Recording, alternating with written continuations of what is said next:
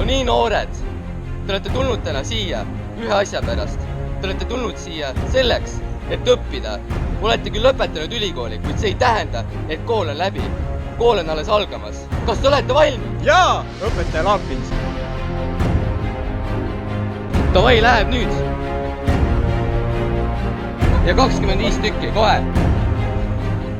Martin Laapins, parim õpetaja. Martin Laapins, parim õpetaja. Parim õpetaja. Parim õpetaja. Õpetab mind, kui on vaja. Õpetab mind, kui on vaja.